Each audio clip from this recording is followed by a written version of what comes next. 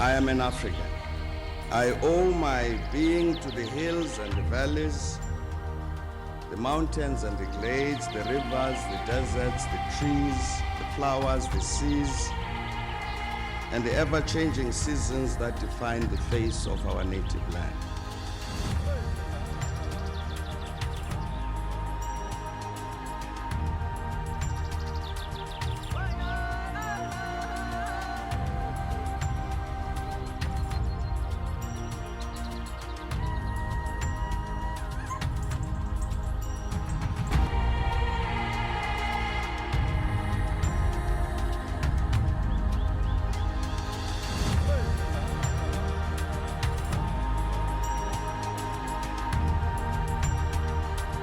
Program Director, MEC for Sports and Recreation, Arts and Culture in the province of Limpopo, Ms. Thandi Muraka, the Premier of this beautiful and large province of Limpopo, Mr. Chipu Matabat, to the Vice Chancellor and the principal of this university, Professor Mahlo Mkholong, the MECs that are here with us, the executive mayor of the Capricorn district, Mamdu Pitifo, the executive mayor of the Polokwane city who has just left, Councillor John Mpe, all the ambassadors that I have seen, they have been coming and going, but I know that they are around us. They have been acknowledged. The leadership of the student movement here in this university, of course, government officials from all spheres of government, national, province, and the municipality, the choirs that are here, the artists that are present, the members of the media, and I do want to say, before I had forgotten everybody, all protocol observed, because you have been acknowledged. Demasheron, Tobela, Absheni, Tumelang, Sanbonani, Molweni. Good afternoon. Goeiedag. You are Africans. You are supposed to respond to all these. We meet here this afternoon to celebrate a very important day in our continental calendar. We particularly meet in a very special province, which has already been acknowledged that it is in the center of Africa, particularly the Southern Africa. And therefore, it plays a very critical role in making sure that Africa becomes united. Thank you very much to the leadership of this university, in particular, for opening its doors to us, particularly as the department, and being open to this collaboration between ourselves and them. One hopes that this is going to be a very long-lasting relationship, Prof. Mahlo, that the department will actually find other ways of enlarging the horizon and making sure that this university becomes the center of making Africa a better world. We also want to acknowledge the fact that already this university is playing a very critical role, as it has already been said by Professor Singh when she was explaining the areas that they are dealing with. We say continue with that work, That's exactly what an institution of higher learning should do. Because leadership of this continent must be shaped in these institutions, and they must be able to build a better Africa for all of us. We gather with pride together with our brothers and sisters from the rest of this African continent on what is a historic and joyful occasion. And I'm very heartened by the atmosphere in this hall. Everybody understands that it is not a day to be sad, but we have to actually celebrate who we are. The reason that we are together here today is because of an important gathering. 59 years ago, it has been mentioned, when the founding fathers and mothers of African unity gathered together in Addis Ababa and formed the Organization for African Unity.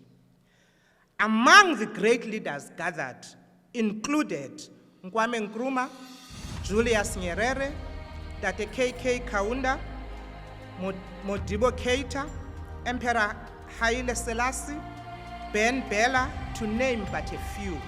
On that occasion, representatives of 32 governments signed the OAU founding charter. Today, we are 5 regions and 55 states that formed the African Union.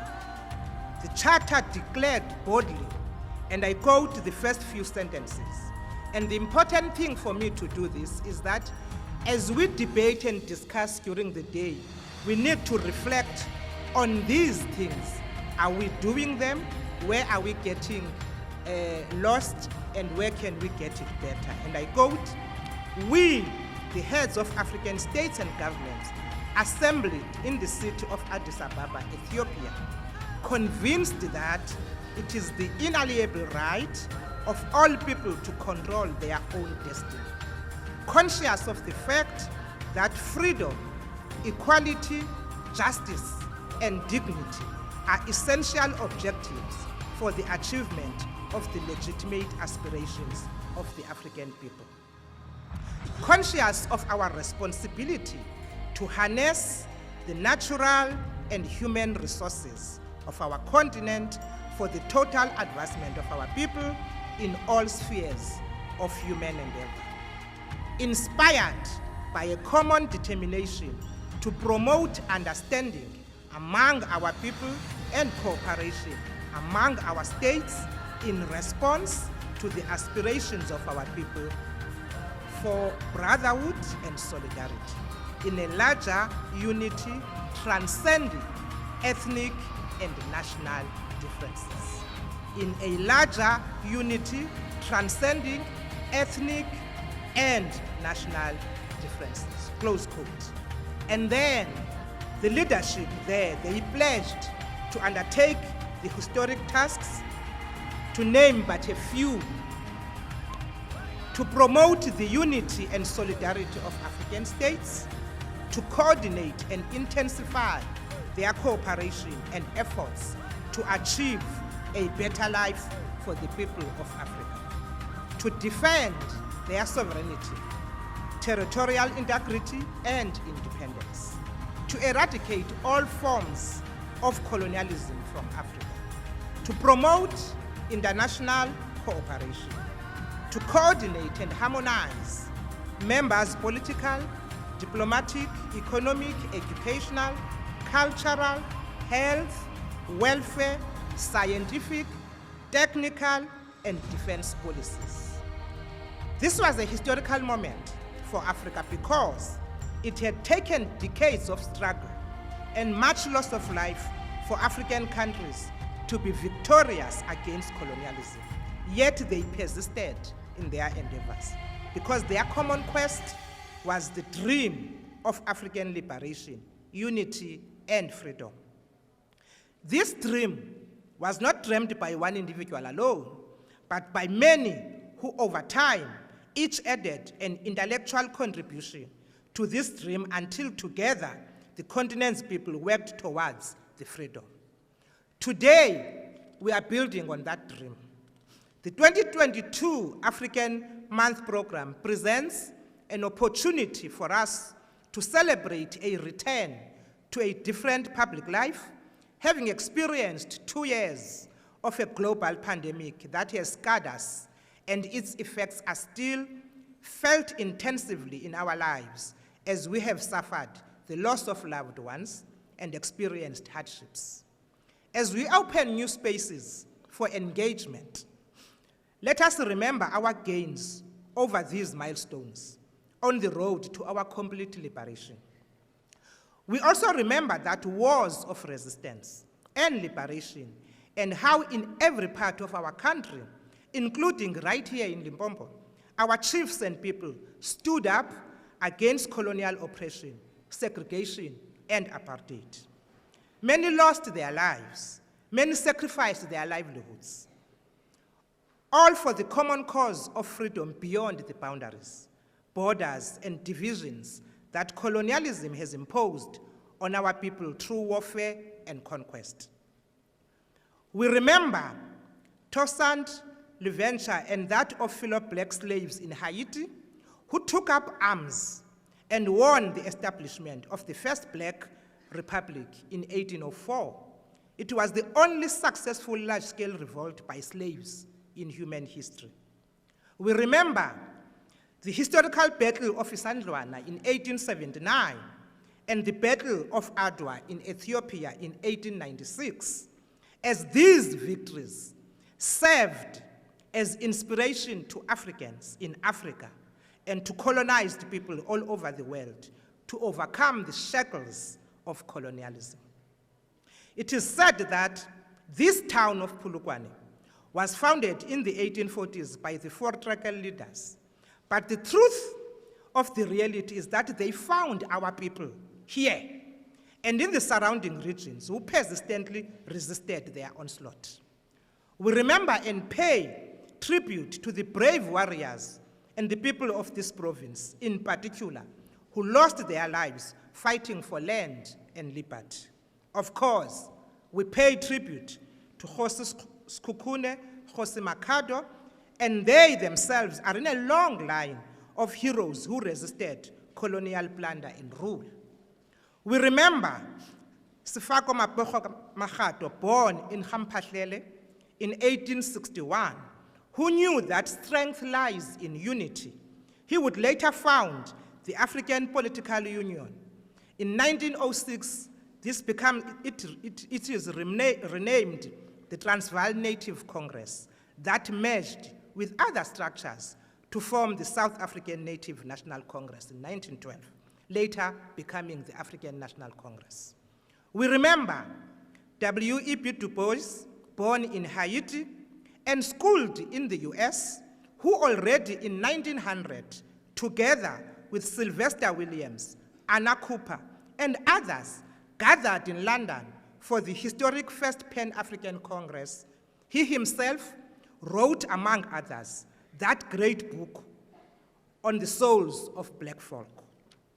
We remember Pixlika Isaka Seme, a great scholar and leader who already in 1906, as a young student, wrote passionately about the regeneration of Africa. We remember countless generations of leadership, locally and abroad, from Marcus Garvey to Mam Charlotte Maxeke, from Lillian Ngoyi to Albert Luthuli, from O.R. Tambo to Augustino Neto, from the class of 1976 to the popular struggles of the 1980s and beyond. All of them fought for our freedom, and they knew that the quest for South Africa's freedom was important not only for our own sake, but for the cause of freedom in Africa as a whole. Africa would not be free until South Africa is free. That's what they used to say. With the victory of our people against apartheid in 1994, and after the first democratic elections, newly elected President Nelson Mandela, speaking in Tunis, acknowledged the efforts of the OAU, and he said, and I quote, "When the history of our struggle is written, it will tell a glorious tale of African solidarity, of Africans' adherence to principles. It will tell a moving story of the sacrifices that the people of our continent made to ensure that the intolerable insult to humanity, to human dignity, the apartheid crime against humanity became a thing of the past. Where South Africa appears on the agenda again, let it be because we want to discuss what its contribution shall be to the making of the new African Renaissance. We must, in action, say that there is no obstacle big enough to stop us from bringing about a new African Renaissance, close quote. He pledged that South Africa that would be a good neighbor and an equal partner with all the countries of our continent, one which would use its abilities and potentialities to help advance the common struggles to secure Africa's rightful place within the world economic and political system. With new goals and revitalized objectives, the OAUs became the African Union in 2002. We know that today, the AU is 20 years old with a renewed agenda of developed and economic integration. 20 years after the formation of the Union and 59 years after the OAU, we, the people of South Africa, must do all we can to claim our African identity, assert our pride, speak our own languages, and build our culture, and stop gender-based violence and femicide. And to build a new culture means having to de-racialize our society. It means doing all we can to build a non-racial, non-sexist, and democratic society, characterized by equality, inclusiveness, and prosperity. It is with this in mind that as national government, we began focusing on May as establishing a series of month-long activities that commemorated the founding of the OAU as a festival of ideas. As we are gathered here, the same gathering is taking place in Tshwane, the same gathering is taking place in Eastern Cape, the same gathering is taking place in Western Cape. Since inception, the African Month program has succeeded in capturing the attention of our people, both in Africa and in the African diaspora. We have focused on forging connections through cultural exchange and discussions, celebrating our stories through music and poetry. In this way, we are also publicizing and refining the understanding of the African Agenda 2063, the Africa we want. The 5th Pan-African Cultural Congress endorsed the Africa Month program as a legacy project promoting African initiatives and building African unity. Thus, throughout the country, during Africa Month, we run programs based on the theme of a festival of ideas, because only when we meet can we build on each other's strength. This year's Africa Day theme, focusing on strengthening resilience in nutrition on the African continent for a better Africa and a better world, will be discussed in details later on in the panel. This theme points to the central role of food security, land, and culture in ensuring freedom. This theme speaks of the importance of the health of our African nation and the need to take care of ourselves physically through being fit to till the land and also to be mentally healthy and resilient in the face of COVID-19 and economic hardships. Culture and heritage play an important role in food security. The production of our indigenous food contributes to good health and cultural wealth. As we meet here today, we do so eager to celebrate through singing in our own languages and celebrating our continent and country. Let us use this moment to highlight the positive values of our culture, our languages, the harvest of our land, the supreme goodness of our indigenous food, and its place in our local economies. And let us celebrate ourselves. The choirs that are here today are going to be able to entertain us later on and actually show that Africa is more united than divided. Happy Africa Day to you and your families. God bless Africa. Ke a leboha.